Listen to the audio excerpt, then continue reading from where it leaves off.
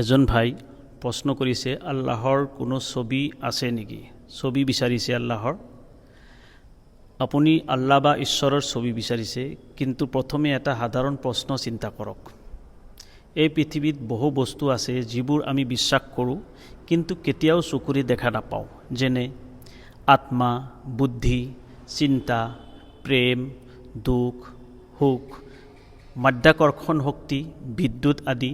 এইবোৰৰ কোনো ছবি নাই, কিন্তু ইয়াৰ প্ৰভাৱ দেখি আমি ইয়াৰ অস্তিত্ব মানি লওঁ।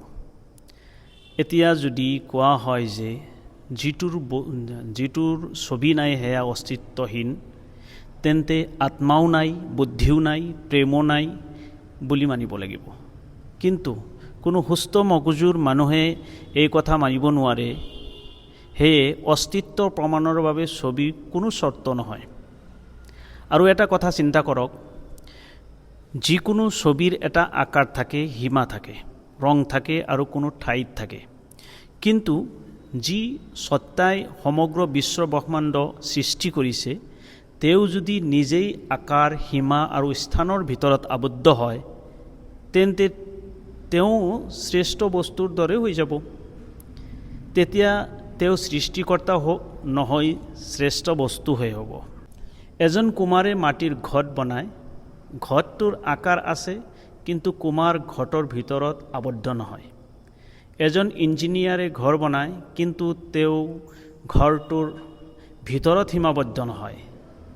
তেনেদৰে সৃষ্টিকৰ্তা তেওঁৰ সৃষ্টিৰ দৰে হ'ব নোৱাৰে। আচলতে আমি ঈশ্বৰক ছবিৰে নহয়, তেওঁৰ নিদৰ্শনৰ দ্বাৰা চিনি পাওঁ। সূৰ্যৰ নিয়মিত উদয় অস্ত, পৃথিৱীৰ নিখুঁত ব্যৱস্থা, মানুহৰ শৰীৰৰ জটিল গঠন, প্ৰকৃতিৰ সুষমা আদিয়ে এজন মহাজ্ঞানী আৰু মহাশক্তিশালী সৃষ্টিকৰ্তাৰ অস্তিত্বৰ সাক্ষ্য দিয়ে। সেয়ে আল্লাহৰ ছবি বিচৰাটো যুক্তিসংগত নহয়, কাৰণ ছবি শ্ৰেষ্ঠ বস্তুৰ হয়, কিন্তু আল্লাহ সৃষ্টিকৰ্তাক সৃষ্টিৰ মাপকাঠিৰে জুখিব নোৱাৰি। কোৰআনৰ ভাষাত লাইছা কামিছলিহি শাইউন, তেওঁৰ সদৃশ একোৱেই নাই। লা তুদ্ৰিকুহুল আবছাৰ, দৃষ্টিসমূহে তেওঁক আয়ত্ত কৰিব নোৱাৰে। সূৰা আল আনআম আয়াত নম্বৰ 103। আসসালামু আলাইকুম ৰহমতুল্লাহ।